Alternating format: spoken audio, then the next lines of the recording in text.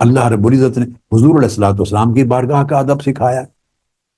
قرآن مجید جا بجا ادب رسالت کے تصور سے معمور ہے، مگر یہ ایک مقام سمجھا دیتا ہوں۔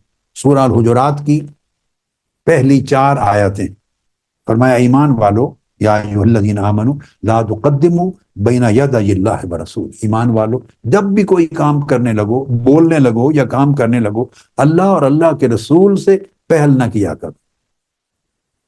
اب اللہ پر تو پہل ہوتی نہیں ہے، بندہ اللہ پر تو پہل کر ہی نہیں سکتا نا۔ پہل تو کبھی بولنے میں، گفتگو کرنے میں، کام کرنے میں رسول پر ہی ممکن ہو سکتی تھی نا۔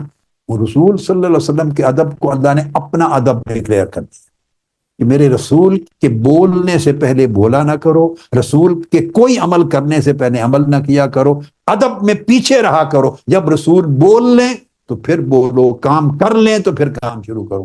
اور رسول کے ادب کو اللہ نے اپنا ادب قرار دے دی۔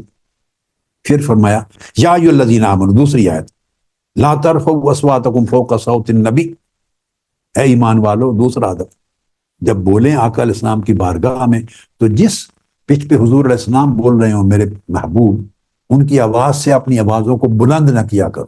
یہ دیکھیں آپ کو تصور ادب سکھایا جا رہا ہے۔ وہ بارگاہ الوہیت میں بولنے کا ادب تھا، یہ بارگاہ رسالت مآب میں بولنے کا ادب ہے۔ حضور علیہ السلام کی آواز سے اپنی آواز اونچی نہ کرو، یہ ادب سکھائے جا رہے ہیں۔ اب ہمارا تصور دین اور تصور زندگی ادب کے پورے کنسپٹ سے خالی ہو گیا۔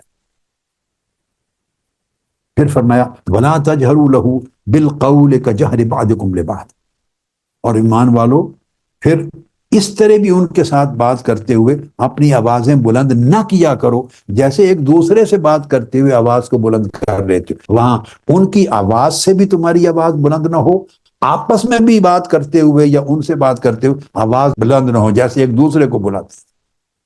اور پھر اس کے بعد ارشاد فرمایا وَلَا تَجْهَرُوا لَهُ بالقول كجهر بعضكم لبعض، فرمایا کہ جب رسول پاک صلی اللہ علیہ وسلم کو بلانا پڑے تو بلانے میں بھی حضور کو اس طرح بے تکلفی سے نہ بلایا کرو جیسے آپس میں ایک دوسرے کو بلا لیتے۔ یعنی حضور علیہ الصلوۃ والسلام کو بلانا وہ بھی تمہارے آپس میں ایک دوسرے کے بلانے کی مثل نہ ہو، اتنا ادب۔ جب بلانا حضور کے بلانے کا اپنے بلانے کی مثل نہ ہو تو حضور کی ذات گرامی تم اپنی مثل کیسے تصور کر سکتے؟ آقا علیہ السلام کا ذکر کرو اور ذکر میں اتنا ادب نہ پایا جائے، اس انداز سے ذکر کرو کہ بندہ سوچنے لگ جائے خدا نخواستہ کس کی بات کر رہا ہے۔ اگر امتی ہونے کا دعویٰ کریں، دعوت دین دیں، عالم ہوں اور دین کا پیغام پہنچا رہے ہوں اور آقا علیہ السلام کا ذکر کریں اور ایسے کلمات استعمال کریں اور ایسے الفاظ اور ایسے جملے اور اس طرح کی انداز کی بات کریں کہ بندہ دہل جائے، رونگٹے کھڑے ہو جائیں، کس کی بات ہو رہی ہے؟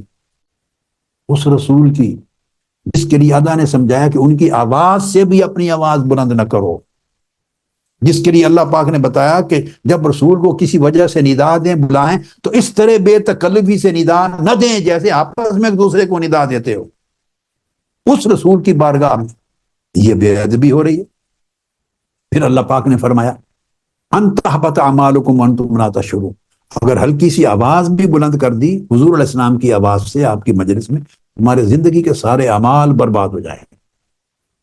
پھر ادب سکھایا ان الذین یغضون اصواتهم عند رسول اللہ اولئک الذین امتحن اللہ قلوبهم للتقوی، جو لوگ حضور علیہ السلام کی آواز سے اپنی آوازوں کو پست رکھتے ہیں، سراپا ادب رکھتے ہیں، اپنی آواز کو بھی سراپا ادب رکھتے ہیں، اللہ پاک انہی کے دلوں کو تقوی کے لیے منتخب کر لیتا اور انہی کے لیے مغفرت اور اجر۔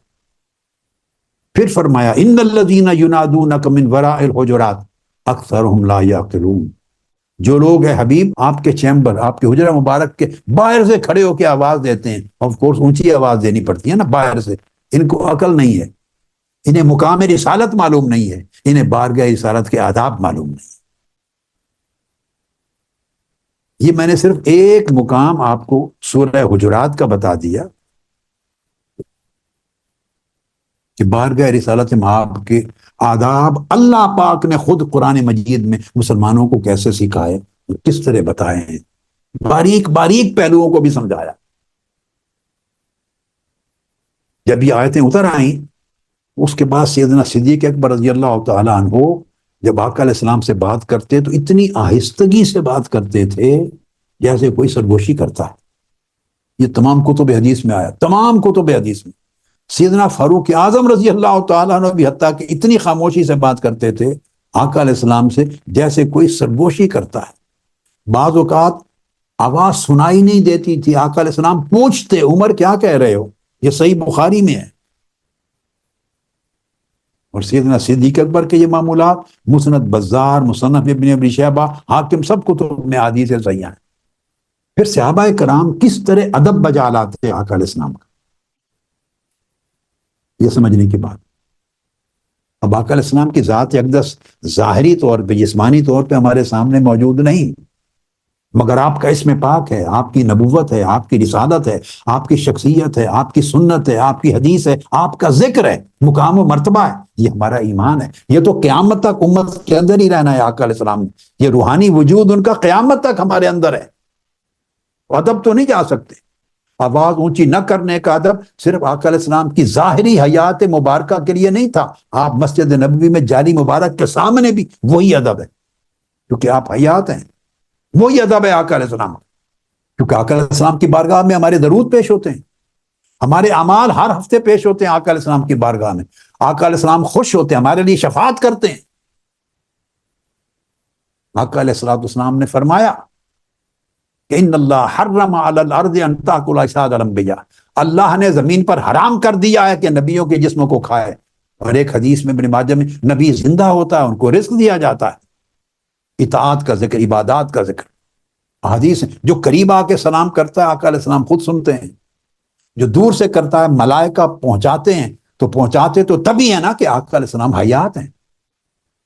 حدیث صحیح ہے، آقا علیہ السلام نے فرمایا جو شخص میری امت میں جہاں سے مجھ پر درود اور سلام بھیجتا ہے، اللہ پاک نے میری روح مجھ میں واپس لوٹا دی ہوئی ہے، میں ہر ایک کے سلام کو سنتا ہوں اور اس کو جواب دیتا ہوں۔ حدیث صحیح ہے، آپ مسلم شریف، ابو داؤد، نسائی، ابن ماجہ، سنن ترمذی، ساری کتب حدیث صحیحہ اٹھا کے دیکھیں، آپ کو متفرق تمام حدیث ملیں گی۔ علامہ ابن القیم نے تمام احادیث اپنی کتابوں میں جمع کر دی، جلاء الافہام میں۔ آقا علیہ السلام کا ادب آج بھی اسی طرح ہے جیسے آپ کی حیات ظاہری میں صحابہ کرام کیا کرتے تھے، آپ کی نسبتوں کا ادب اسی طرح ہے، آپ کے گلی کوچا کا ادب اسی طرح ہے، آپ کی حدیث و سنت کا ادب، آپ کے اسم پاک کا ادب، آپ کے ذکر کا ادب، آپ کی مجلس کا ادب، مجلس ذکر حدیث کا ادب، ہر وہ چیز جس کی نسبت آقا علیہ السلام سے اس کا ادب وہی، یہ ایمان ہے۔ اگر ہماری گفتگو سے اور ذکر رسول سے اور خطاب سے آقا علیہ السلام کا ادب نکل جائے، گفتگو میں ایسے لفظ منتخب کریں، ایسے طرز کے الفاظ منتخب کریں، اس انداز سے بیان کریں آقا علیہ السلام کا ذکر پاک، معاذ اللہ، جس سے ادب نکل جائے، سمجھے ایمان نکل گیا، دین نکل گیا۔ اب دیکھیے صحیح بخاری، عروہ بن مسعود وہ کہتے ہیں حدیبیہ کے میدان میں نے اپنی آنکھوں سے دیکھا، صحیح بخاری، مسند احمد بن حنبل، صحیح ابن حبان کی حدیث ہے، صحیح معروف ہے، ہر کوئی جانتا۔ انہوں نے واپس آ کے مشرکین مکہ کو بتایا ان سے جنگ نہ کرنا، میں اپنی آنکھوں سے دیکھ کے آیا ہوں کہ ان کے صحابہ غلامان مصطفیٰ کس طرح کا ادب کرتے ہیں، وہ اتنا ادب کرنے والے لوگ تمہیں کیسے ان کی جان تک، ذات تک پہنچنے دیں گے۔ انہوں نے کہا میں نے دیکھا ہے خود اپنی آنکھوں سے کہ حضور نبی اکرم صلی اللہ تعالی علیہ وآلہ وسلم جب اپنا لعاب دہن پھینکتے ہیں تو سارے صحابی آپ کا لعاب دہن اپنے ہاتھوں پہ لینے کے لیے دوڑتے ہیں، جس کو جتنا ملتا ہے لعاب دہن مبارک وہ اپنے چہرے پر مل لیتا ہے۔ یہ میں صحیح بخاری کی حدیث سنا رہا ہوں آپ کو، لوگوں کو معلوم ہو کہ ایسے فضائل اور سیر کی کتابوں کی باتیں نہیں ہیں، 1500 صحابہ کا عمل ہے، پوری جماعت صحابہ کا، گویا یہ ادب معمول تھا صحابہ کرام کا، یہ ان کا ایمانتھا۔ اپنے چہرے اور بدن پہ لعاب دہن کو مل لیتے ہیں، وضو فرماتے ہیں جب حضور علیہ السلام تو استعمال شدہ پانی کا ایک ایک قطرہ لینے کے لیے ٹوٹ پڑتے ہیں، اپنے اوپر مل لیتے ہیں، گفتگو فرماتے ہیں تو آوازیں پست کر لیتے ہیں، ادب میں نگاہیں جھکا لیتے ہیں، کوئی اپنی نگاہ جما کر چہرہ مصطفیٰ کی طرف نہیں دیکھتا، اور یہ ادب بیان کرتے کرتے کرتے احوال ادب صحابہ کرام کے۔ پھر عروہ بن مسعود نے کہا کہ خدا کی قسم اے میرے لوگوں، میں بڑے بڑے بادشاہوں کے دربار میں گیا ہوں، میں کیسر و کسریٰ کے دربار بھی دیکھے ہیں، میں نجاشی کے دربار بھی حبشہ میں جا کے دیکھا ہے، میں نے دنیا میں کسی بڑے سے بڑے ایمپرر اور بادشاہ کے دربار میں اس کے درباریوں کو، وزیروں کو، لوگوں کو اتنا ادب اور تعظیم اس بادشاہ کی کرتے نہیں دیکھا جتنا ادب اور تعظیم صحابہ کرام حضور کے غلام مصطفیٰ کا کرتے. یہ گواہی دے رہا ہے. اب کلچر اتنا بے ادب ہو گیا ہے، تصور دین ادب سے اتنا خالی ہو گیا ہے کہ اگر اس طرح کے ادب کی بات کر دیں تو ہم نے نہ بخاری پڑھی، نہ مسلم، نہ ابو داؤد، اور پڑھتے بھی ہیں تو ایسی چیزیں ہماری آنکھوں سے اوجھل ہو جاتی ہیں. ہم فوکس نہیں کرنا چاہتے کیونکہ دین ہم نے جو اپنے دل و دماغ میں گڑھ لیا ہے ہم چاہتے ہیں وہی بیچیں، وہی سودا بیچیں. جو چیز ہمیں موافق نہیں اس کو چھپاتے ہیں. ہم اس طرح کے ادب کو آج شخصیت پرستی کا نام دے دیں گے. کتنی جگہوں پر ہیں، آپ خطابات سنیں، یوٹیوبز کو سنیں، سوشل میڈیا سنیں، کئی مساجد میں جائیں، کئی مجالس میں جائیں، کون ہے جو آقا علیہ السلام کے ادب پر مبنی صحابہ کرام کے یہ معمولات بتا رہا ہے؟ نہیں بتاتے. پھر حضرت ابو جحیفہ روایت کرتے ہیں، یہ بھی متفق علیہ حدیث ہے بخاری اور مسلم کی، ادب بتا رہا ہوں. وہ کہتے ہیں میں نے اپنی آنکھوں سے دیکھا کہ آقا علیہ السلام جب وضو کرتے تو وضو کے ایک ایک قطرے کو لینے کے لیے صحابہ ٹوٹتے تھے. جن کو قطرہ ایک مل جاتا اپنے چہروں پہ مل لیتا، اور جن کو قطرہ آقا علیہ السلام کے استعمال شدہ پانی کا نہ ملتا وہ دوسرے صحابی کے ہاتھ سے ہاتھ رگڑ کر پھر اپنے چہرے پر مل لیتا، چلو کچھ نمی مل جائے. یہ متفق علیہ حدیث ہے بخاری مسلم کی. حضرت انس بن مالک فرماتے ہیں، صحیح مسلم میں حدیث ہے کہ میں نے دیکھا کہ آقا علیہ السلام ایک حلاق، ہیئر کٹر، حجام ہیئر کٹر آپ کے بال مبارک، منہ مبارک کاٹ رہا تھا، اور صحابہ کرام آقا علیہ السلام کے ارد گرد طواف کرتے تھے کہ ایک بال بھی زمین پہ نہ گر جائے، اور ایک ایک بال لینے کے لیے دوڑتے تھے. یہ ادب ہے، یہ شخصیت پرستی نہیں تھی. آقا علیہ السلام کے سامنے کر رہے تھے. اگر یہ شخصیت پرستی ہوتی، یہ ادب کی رینج سے نکلی ہوئی باہر کی بات ہوتی، آقا علیہ السلام منع کر دیتے.